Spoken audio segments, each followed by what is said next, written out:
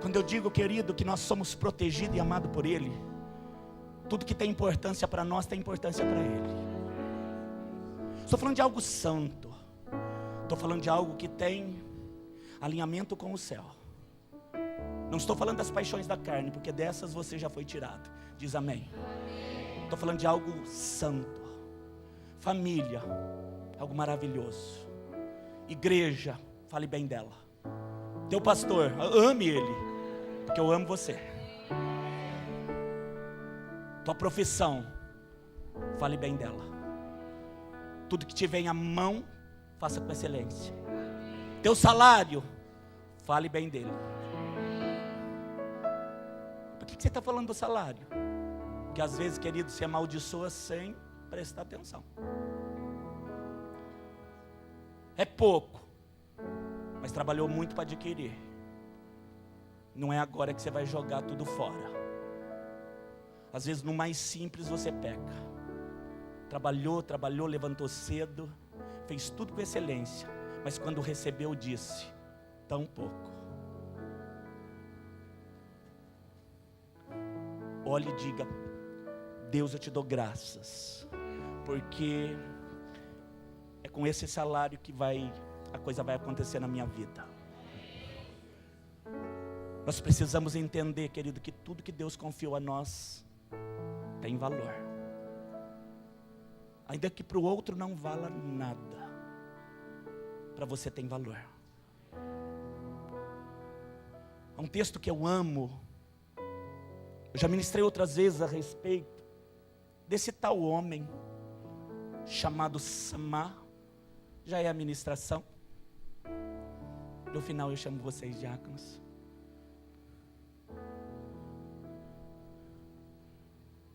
Eu amo esse texto, porque no momento muito, muito importante da minha vida, eu encontrei esse texto como palavra rema.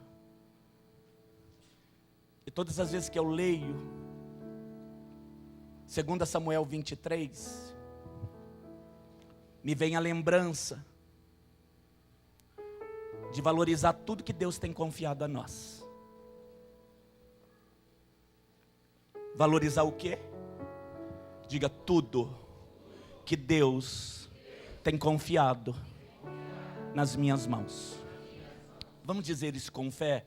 Confiar, amar, valorizar tudo que Deus tem colocado nas minhas mãos.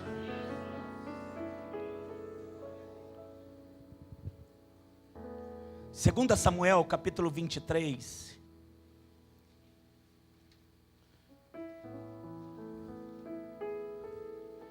Esta é uma semana de gratidão. Pelas 7 semanas da campanha da plenitude. Há alguns intervalos de campanhas que Deus nos coloca para agradecer as grandes coisas que Ele tem feito. Na próxima quinta nós começamos uma nova campanha, a introdução. Mas hoje há muitos motivos para agradecê-lo. 2 Samuel 23, no verso de número 11. E depois dele, por que depois dele? Porque o texto fala dos 37 valentes de Davi. E o texto vai falando do capítulo 8 em diante, de todos os 37. E depois do valente mencionado, havia Samá, filho de Agê, o Ararita. E a Bíblia diz que quando os filisteus se ajuntaram numa multidão, era uma multidão. Contra quantos? Você vai ver que contra um. Havia ali um pedaço de terra cheio de lentilhas. Cheio de quê? Lentilhas. E todo o povo fugiu diante dos filisteus. Mas este, Samá, se pôs no meio daquele pedaço de terra. Aonde ele se colocou? Diga no centro. Diga no centro. Aleluia. Ele se posicionou no centro da terra, no meio. E ali ele defendeu aquele campo de lentilhas. E feriu os filisteus.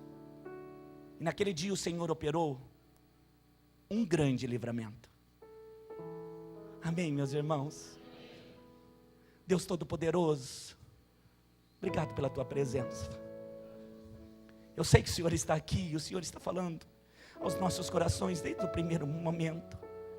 Eu penso que quando os músicos estiveram aqui ensaiando, já havia uma presença esperando cada um deles.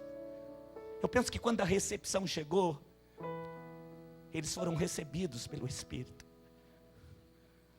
Obrigado pela tua presença maravilhosa. É o que essa igreja tem de mais excelente, impossível de ser copiado. Oh, rebanaiaste. Como copiaríamos a vida se ela está só nas tuas mãos? O Senhor dá a quem quer. O Senhor se revela a quem verdadeiramente agrada. Obrigado porque essa igreja tem se colocado na tua presença. Visita aqueles que estão em casa. Que essa palavra seja poderosa, mudando as palavras, os valores, colocando esse homem no centro, não para criticar, mas para defender. Fale conosco, Rei da Glória. Todo que crê, diga amém. A Bíblia fala sobre Samá, um dos 37 valentes de Davi. E há vários textos que falam desses homens, que lá no início, querido, quando eles ainda não eram reconhecidos pela valentia, porque valente eu penso que eles já eram, no coração deles já haviam um diferencial. Aliás, querido, você tem um diferencial. Você é de Deus. Isso te torna diferente. Isso te torna vencedor. Isso te faz único. Amém, querido? A Bíblia diz que esse homem se chamava Samá. E num momento muito delicado que Israel estava vivendo, a Bíblia diz que havia sempre um cerco através dos filisteus. O filisteu, querido, ele sempre foi um povo violento, um povo distante de Deus, e por ser distante, odiava Israel. Se você me perguntasse de batalhas que são registradas dos filisteus, você vai perceber que são várias, e em vários reinados. Mas nesse momento, querido, acontece algo muito tremendo, e eu penso que é algo inesperado diante do adversário.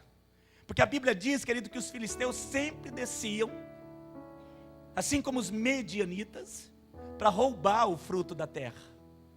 Não é diferente, querido, o que acontece hoje com o nosso adversário. Porque o filisteu, o medianita, o fariseus, os heveus e todos os outros povos inimigos, eles representam no mundo espiritual o teu adversário.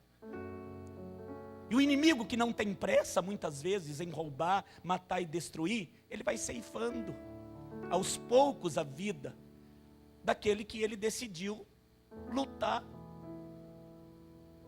A Bíblia diz, querido, que os filisteus eram um povo assim, que esperavam o momento da plantação chegar no tempo da colheita e eles desciam. Eles não tinham, querido, o trabalho de plantar, eles não tinham o trabalho de cuidar, eles não eram apegados àquilo, porque pense você, querido, tudo era braçal, tudo era manual, não existia nenhum equipamento agrícola como se tem hoje, havia muita dificuldade em preparar a terra, em plantar, em esperar a chuva. E diz o texto bíblico que quando a plantação estava pronta, eles desciam. Mas nesse texto algo interessante acontece. Eles desciam em multidão, eles eram numerosos, e quando eles estavam descendo, a Bíblia diz, querido, que todos os povos que estavam ali em Israel, eles começaram a fugir, preste atenção. Eles começaram a fugir com medo, porque eles sabiam, era um povo mais forte humanamente falando. Era um povo que vinha para destruir, era um povo que vinha para roubar. Mas naquele dia, querido, alguém resolveu se posicionar. Naquele dia alguém resolveu dar um basta para aquela história de roubo. E ele resolveu confiar no Senhor. A Bíblia diz que Samá, ele se coloca no centro de um campo de lentilhas. E é interessante também falar do campo, porque embora lentilhas fosse, e é até hoje, algo comum na nação de Israel, mas é o símbolo de um grão, de um cereal, sem muito valor. Quando se fala no grão do pão, é um grão de muito valor. Mas quando se fala no grão da lentilha, é talvez um dos cereais de menor valor. Muito usado, sim. Você vai ver lá na referência de Esaú, quando Esaú chega com fome, o que o irmão oferece é um prato, um guisado de lentilhas. Você vai ver várias referências falando sobre esse grão, mas é um grão, querido, sem expressão, sem valor comercial, e muito dos povos, principalmente dos povos mais pobres. Era uma comida do dia a dia, comum. Mas aquilo que era comum para os outros não era comum para Samá. Aquilo que era comum para os outros tinha valor para o Samá. A ponto dele dizer: eu vou ficar no centro dessa coisa, e eu vou defender o que para mim tem valor. Mas o outro está falando que não vale nada, pastor, mas para mim tem valor. Eu vou proteger aquilo que Deus colocou nas minhas mãos. Pode não valer nada para o mundo, querido, mas se Deus te deu, tem valor. Eu vim aqui para te dizer, amado, pode não valer nada para o mundo, pode não valer nada até mesmo para as pessoas que vêm dizer para você, mas não vale nada. Mas se Deus te deu, protege. Diga para o teu irmão: se Deus te deu, protege. Se Deus te confiou, protege. A Bíblia diz, querido, que muitos foram embora quando o inimigo veio. E eu penso que muitos deixaram ovelhas, que valia mais do que lentilha. Eu penso que muitos deixaram outras plantações, que valiam muito mais que lentilha.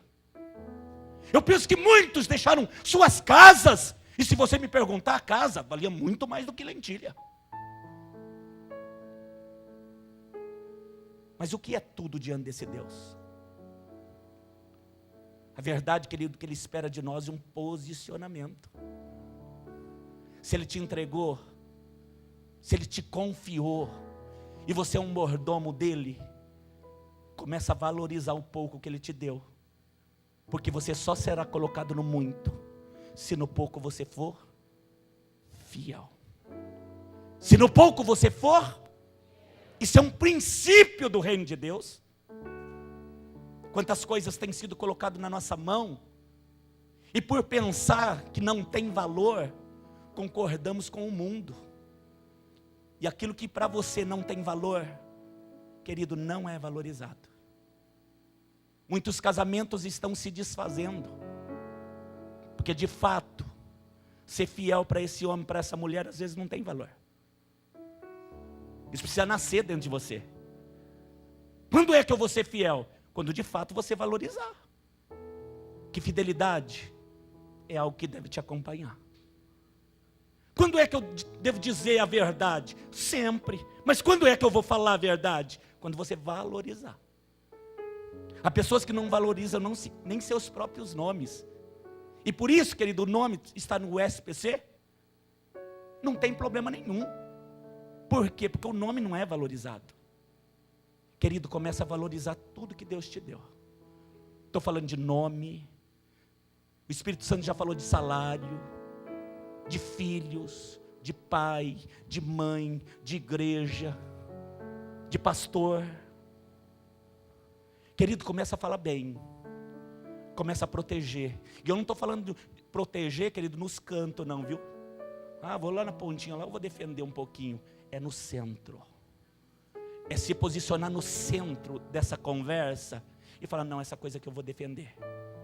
O meu irmão, eu vou defender. Amém, querido? Onde é que Deus te quer? Diga para o teu irmão: Ele te quer no centro. Ah, querido, eu não tenho dúvida, é no centro dessa peleja que Ele te quer. Pastor, mas não vale nada. não vale nada para os outros, mas para você tem que valer. Querido, você precisa mudar suas palavras, a ponto de mudar o teu coração, o teu pensamento, porque milagre só acontece de dentro para fora. Milagre acontece como? De dentro para fora. Quando é que a igreja vai se tornar importante? Quando dentro de você for importante. Quando é que você vai proteger a tua casa? Quando de fato você parar de olhar os defeitos que essa família tem, porque toda família tem lá seus defeitos. Mas é tua casa. Mas é teu pai. Ah, diz amém, querido. Mas é tua mãe. Mas é tua sogra. Ai, gostei desse amém forte. Você está de Deus hoje, até a sogra, você falou amém alto, então tá, a coisa está poderosa. Valorize aqueles que Deus colocou na sua vida. Amado, em nome de Jesus, valorize aquilo que Deus confiou na tua mão. Há pessoas, querido, que não conseguem prosperar porque na sua própria profissão elas vivem amaldiçoando, dizendo essa profissão é maldita, não, mas desvalorizando aquilo que elas mesmas fazem. Você precisa fazer com muito amor aquilo que Deus te colocou na tua mão. Ah, eu vou fazer um pão, faça o melhor pão que alguém já comeu um dia. Eu não sei o que Deus colocou na tua mão, mas faça com muito amor. Diga para o teu irmão, faça com muito amor. Faça com muito amor, faça com muito amor.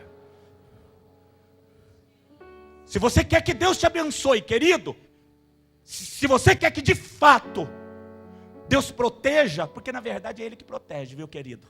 O Samar aqui, ele tomou uma posição, ele foi para o centro, ele mostrou várias qualidades de alguém, querido, que ama, que protege, que valoriza. Mas se você ler o texto, você vai ver, o Senhor livrou. Quem foi que livrou? Querido, eu não tenho dúvida, quem vai fazer é o Senhor. Diga para o teu irmão, quem vai fazer é o Senhor. Quem vai fazer é o Senhor. Quem vai fazer é o Senhor. Mas o teu posicionamento diz algo. As tuas palavras demonstram quem você é. Demonstram a tua fé. Demonstram em quem você crê. Querido, nós precisamos nos posicionar de uma forma diferente e não falar a mesma linguagem do mundo.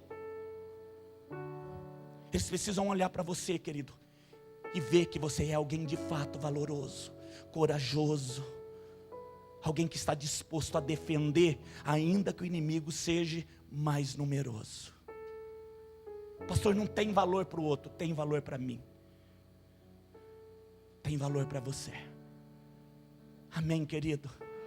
Ah, querido, valorize o que você tem. Se a mensagem de hoje, querido, fosse só essa frase, eu sairia daqui louvando a Deus. Valorize o que Ele confiou na tua mão. Valorize, querido, aquilo que Ele colocou na tua mão. Diga para o teu irmão, valorize aquilo que Ele colocou na tua mão. Em nome de Jesus. Até porque, querido, só você sabe o quanto tempo de dedicação tem custado isso. Quem é que vai olhar por um casamento e vai dizer quanto de dedicação, quanto de amor, quanto de trabalho tem essa união? É só você sabe, querido, o que tem passado e o que tem insistido em dizer. Permanece, permanece. O mundo vai dizer, mas larga, não vale nada. Querido, não concorda. Para mim tem valor. Deus me deu como marido, vou cuidar. Deus me deu como esposa, vou cuidar. Deus me deu como filho, vou cuidar. Deus me deu essa casa, vou cuidar. Deus me deu esse ministério, vou cuidar. Vou fazer o meu melhor. Vou defender. Ah, querido, isso traz o coração de Deus à existência. E o coração dele é poderoso. Você precisa ter outro idioma. O idioma do mundo não combina com você. A linguagem do mundo não combina com você. Que linguagem é a do mundo? De desespero, de desonra, de vergonha, de mentira, de traição. Minha linguagem é a linguagem do céu. Esse campo de lentilha não vale nada, mas vamos embora. Eu penso que muitos estão indo, olhando para trás. Vamos, homem, o inimigo está vindo. Mas ele estava bem decidido. Vou ficar plantado aqui no centro, para todo mundo ver. De longe eles vão me ver, estou no centro. Mas o inimigo cercou o campo. Cercar é uma coisa, entrar é outra. Completamente diferente. O que você falou? Estou falando que nessa casa, o inimigo pode até tentar cercar, mas entrar, querido, não entrar. Não entrar. Não,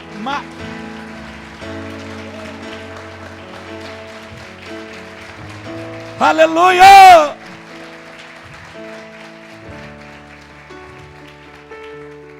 Ai, pastor, me conte, por que ele não entra? Porque você estava posicionado.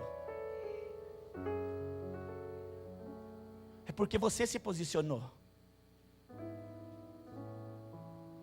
Por que o inimigo não entrou? Porque o Samar se posicionou. Lá na tua casa tem outro nome. Parece que é esse nome aí. Quem é que se posicionou lá no centro da tua casa? É por isso que o inimigo não entra. Quem que está lá? O Ricardo. Não entra, querido. Por quê? Porque, essa mulher não arreda o pé. Esse homem, ele sabe em quem ele tem crido. Ele não desiste por nada. Aí o inimigo sai na casa, não consigo, vou tentar entrar lá no trabalho. Chega lá, está você de novo. E está onde? Gostei, Rogério.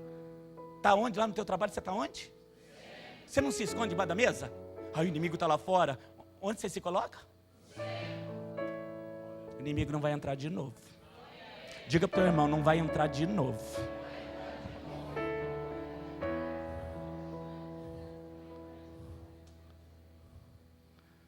Aí o cão passa lá fora. E aí ele vê aqui na igreja posicionada no centro. Aliás, aqui tem vários, viu, querido? Ele está odiando essa igreja. Ele mesmo disse, querido, se manifestou o demônio aqui. E ele disse, eu odeio essa igreja. Que estava expulsando, quase que eu pulei, dei glória a Deus. Mas naquele momento eu falei, capeta. Até você sabe. Ele disse, essa cidade está uma bagunça. Não foi, pastora Cátia? Essa cidade está uma bagunça, mas vocês estão pondo fogo. O que ele disse? Essa igreja está no centro. Não é que está no centro mesmo? Querido, diga para o teu irmão, essa igreja está no centro. Essa igreja está no centro.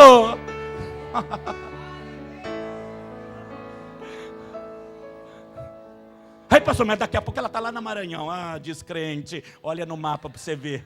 Está no centro. Vai lá para a rua Maranhão, olha no mapa. Vai para o centro de novo. Aleluia!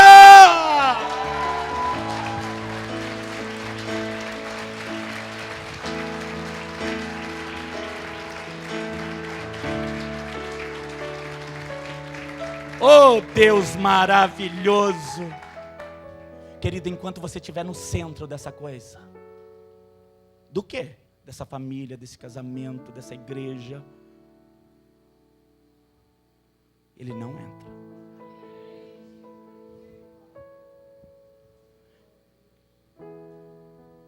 É no centro que o recôncavo do pavilhão fica.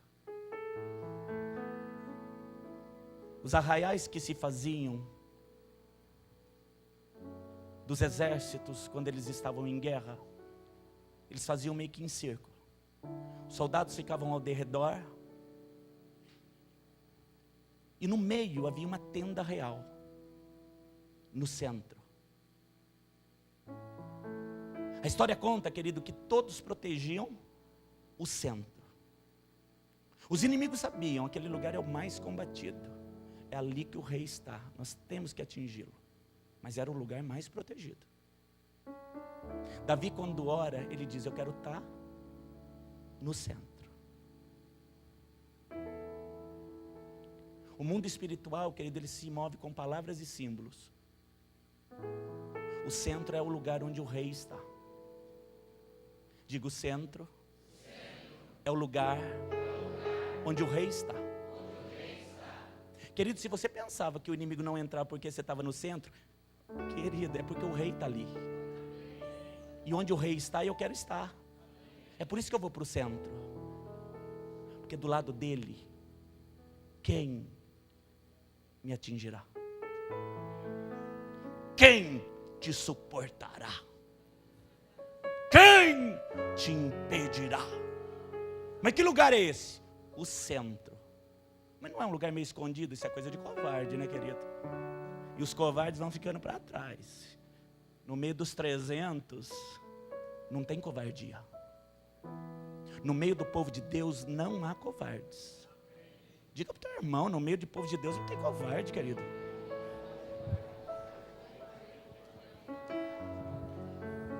Ai, pastor, será que eu posso dormir até com luz apagada? Pode dormir. Mas se alguém puxar meu pé? Não vai puxar, querido.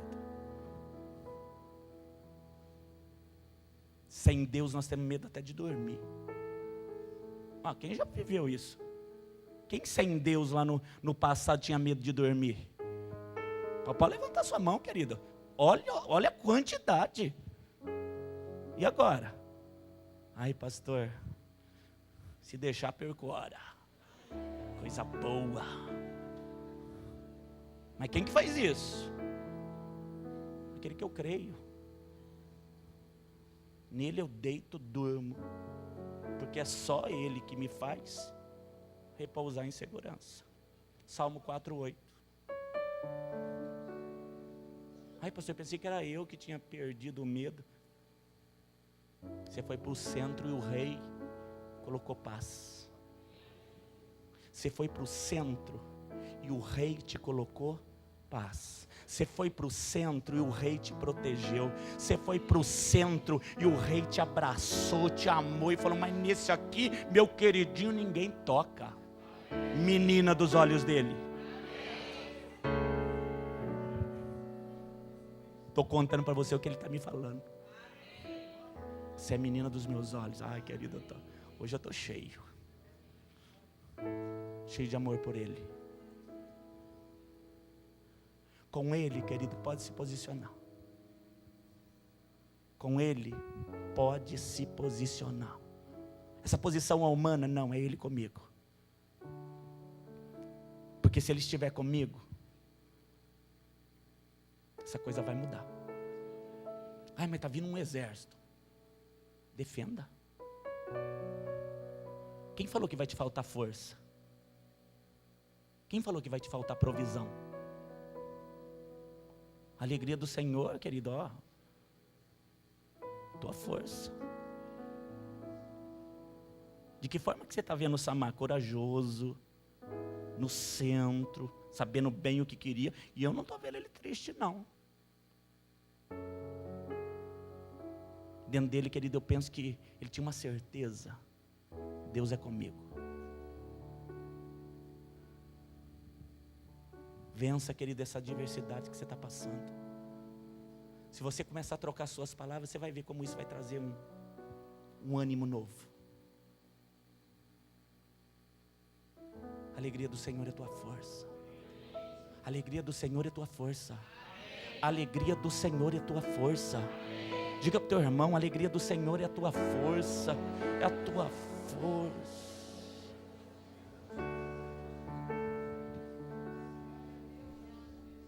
Querido, tristeza é uma das armas do diabo. Como é que você vai se posicionar de fato triste? Ninguém se posiciona de verdade para defender algo se estiver triste. Então entra naquele comércio feliz. Por estar entrando. Venda é consequência. Trabalho é consequência. Se posicione, querido. Deus está dizendo para mim e para você, nesse tempo de gratidão: Filadélfia, fica no centro. Governa essa cidade. Os homens podem até pensar que eles governam, mas Jaguariúna está sendo governada pelo Senhor. Em nome de Jesus, essa cidade está sendo governada pelo Senhor. Amado, o reino dele não tem fim. O reino dele se estende para todas as nações na terra. O Brasil está sendo governado pelo Senhor. Os corruptos, querido, não governam mais. Estabelece o reino. Lá no teu trabalho, se posicione. Dentro da tua casa, se posicione. Pare de ser uma mãe que resmunga o dia todo porque seus filhos estão te vendo.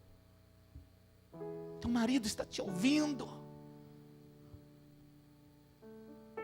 Em nome de Jesus, querido. Seja alguém feliz lá, que ninguém vai te segurar aqui, querido, porque aqui é maravilhoso louvar. Mas se você chega cheio de Deus, querido, você pula, bate a cabeça no teto.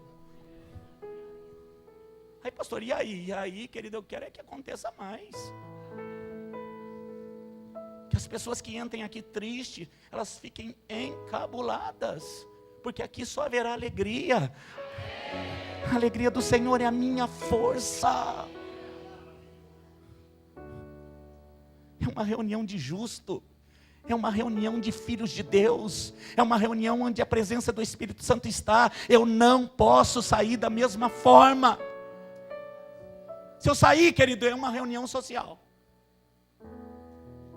E há quase 14 anos eu tenho dito para o meu Senhor que não seja nenhuma reunião social.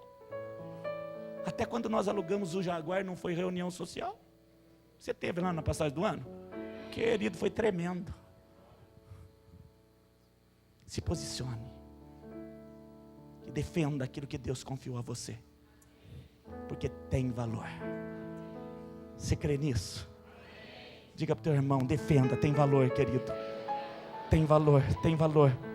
Tem valor, tem valor, tem valor.